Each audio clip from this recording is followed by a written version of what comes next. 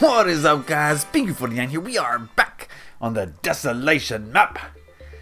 And it's all coming together, guys. It's all making sense now. We are almost at the point where I am done with one half of the first street of Chinatown. Oh, baby. Look at it from the air. It looks pretty cool, I feel like. I got one more thing to do, one more road to cross, and then we can cross the street. Okay? So that road to cross is this last final establishment here. I've done the interiors of all of these buildings. In fact, let me make sure. I think I may have stopped. No, I finished that one. Okay, I did them all. They're all ready to go. I finished up on this one here. I did the top floor. I kind of left that halfway on one of the previous episodes, but this is all done now. Got the kitchen. I know it's dark, but you know, you get the picture. Got the bathroom here. Very good. All right, let's get to work on this because I've been working off camera a little bit, and I started on this. Nothing too fancy. It's pretty plain. You know, I have a nice assortment of very Chinese-looking buildings, and I wanted to have a more realistic, modern-looking building. And so, yeah, as you can see, they're like sparsely or sprinkled in a little bit. This one looks Chinese, whereas this one not so much. You know, that sort of thing. And so this one, what I want to do for this one is I want to make a hair and nail salon. Okay.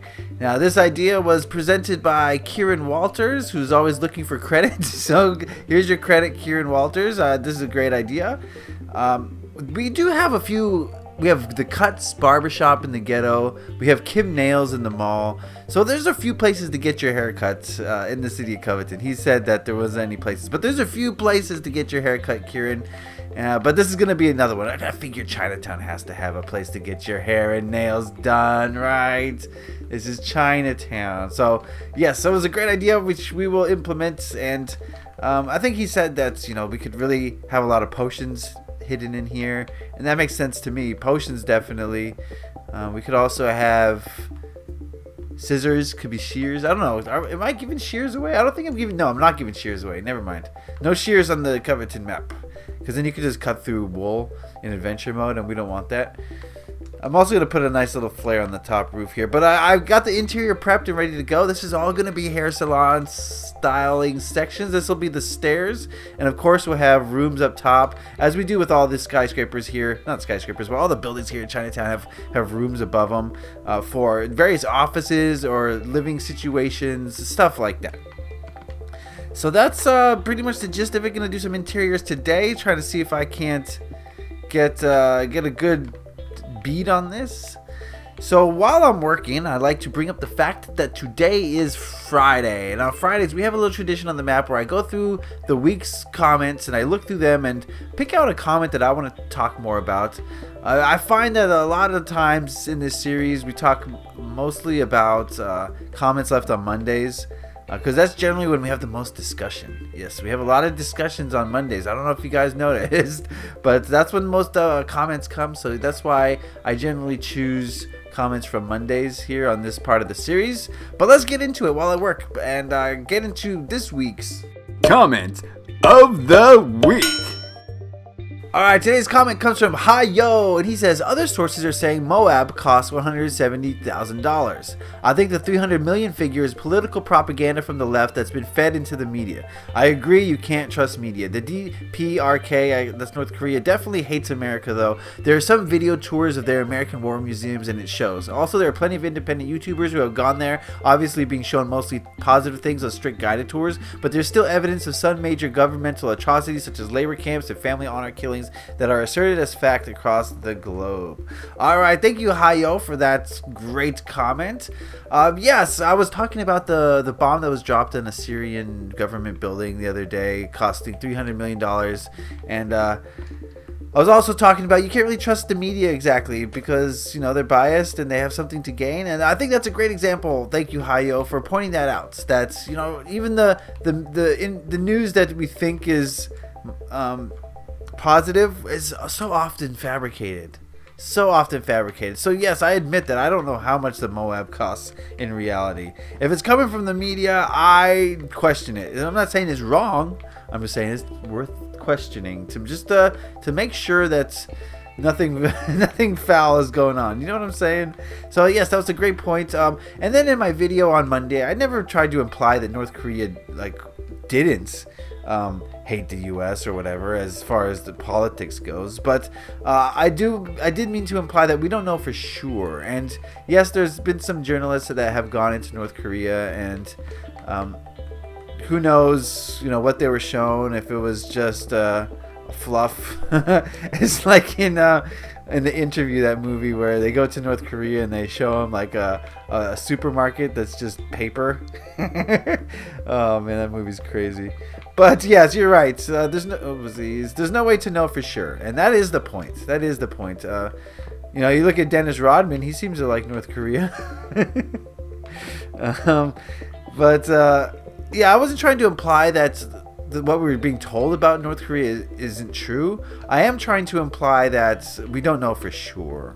And just because some journalists have gone in there doesn't mean we know for sure still, okay? It just means that, you know, things are very strange in that country, but, you know, I'm not worried about anything. And that was the gist of the video, is worrying about this sort of thing is just not gonna, it's just gonna do harm. And, you know, I got a lot of kind of some negative comments.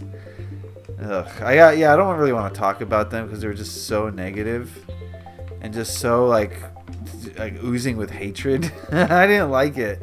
It's like it was proving my point exactly. You know, you have the choice of spreading positivity or hatred out into the world, and you know, some people just choose hatred, and sometimes it's not even their fault. That's just the way they were brought up. That's the way they were taught, and they don't know any different. So I'm not judging anyone. I'm just saying that, you know, you have a choice, guys. You have the choice of how you want to live your life. And I know a lot of people support Trump, and I feel like that's kind of the embodiment of hatred. And you know, when people hate something, and this is true every single time, when people hate something, like if they, you know, whatever, just think of something that people hate, okay? What they're really saying is they're saying that's the part of myself that I really don't like. Think about that. The only thing that people hate are things that they don't like about themselves. Hitler was a Jew. Okay? And so that's basically the gist of it. If you find yourself saying, oh, I hate this and this or that and that, then what is it about yourself that you don't like? What is it about that and that in yourself that you don't like? That's the question we all have to ask ourselves, because, you know, this hatred is just, it doesn't serve us. Except to tell us what we don't like about ourselves so we can fix it. Yeah, so we can fix ourselves. If you know what you don't like about yourself, you can now take steps to fix it. So, you know, hatred is beneficial in some ways, in the way that it tells us what we don't want. Okay? Anyway, I don't want to get too much into that. I just want to say thank you to Hayo for that, pointing that out, that, you know, even on the other side of the coin, we still don't know. You know, we don't know what the media is really, what their agenda is or what the truth is without experiencing it to some degree ourselves. All right. So, yeah, take everything you hear with a grain of salt. You know, a lot of people will hear something that's on the news or read something in the news and be like, that is truth. And there's nothing to support that as truth except that's what someone said. And you don't even know who that someone is. You know, if it was a trusted person, sure, but you don't even know who that someone is. It's just some random person. Think about that. Okay, I need to build like a chair. Like this. Something like that. Don't have a lot of space in here. This hair salon is cramped. Oh man, I hate when this happens. Have it like that and like that. I kind of like that, but then there's not enough space. Oh, jeez. Well, we'll just have a couple of these chairs. No big deal. There we go. I mean, we're going to apocalypse in here, so some of the chairs might have got knocked over or moved around. Like, for instance, this chair could be, like, here. It just got moved around, that's all. It's the post-apocalypse, my goodness. Alright, guys, got some more to do in here, obviously, but I don't want to, make a super long video today. I got through the comment of the week, so thank you guys for all your comments. I really do appreciate everything you put in the comment section and starting discussions, especially on these Monday videos. I really do appreciate all the people who go out of their way to put their opinion, even if it's not popular, to the person I'm talking about who is kind of spreading hatred. I respect your opinion. I would go as far to say that you only believe that because that's what your parents told you, and I think you should consider that. Consider that a little bit and think about that, and then realize that our parents are not perfect. Our parents are just trying to survive in this crazy world, right? They don't know everything, and that's something that it's kind of shocking as you grow up. You realize one day that, oh my goodness, my parents were wrong about a lot of things. You're like, oh my goodness, that shatters your whole world, because you look up to your parents in a way that they know everything, right? They're infallible. They know it all, and when you find out that they're wrong, it's like, whoa, oh, I had no idea this was possible. But we all got to come to that point at some point. So anyway, I'm rambling. Am I rambling? Yes, I'm rambling. Oh, I always be rambling. Always be rambling. So when I start to ramble about nonsense, it's time to pull the plug on this thing. So, another great week of Desolation videos. Another great week of comments and likes and your shares. I really do appreciate it. Chinatown is coming through. Oh baby, look at that. Almost down with this street. I'll do some work off camera on that. I'll show you the hotel in a future episode. I think I'm ready to start the interiors. I did the top there a little bit. What do you think of the hotel? Looking good? No? Yes? No? I went off that picture. You guys remember the picture, and I kind of did my own thing, but I don't know. I think it looks pretty cool. It's very Chinesey, and we'll get more into this in future episodes. Oh yeah, I fixed this a little bit too. It looks a lot better now. What do you guys think about that? That's cool. All right, guys, that's gonna do it for me. I want to thank you for leaving a like, for subscribing if you haven't already. Happy Minecrafting. Peace.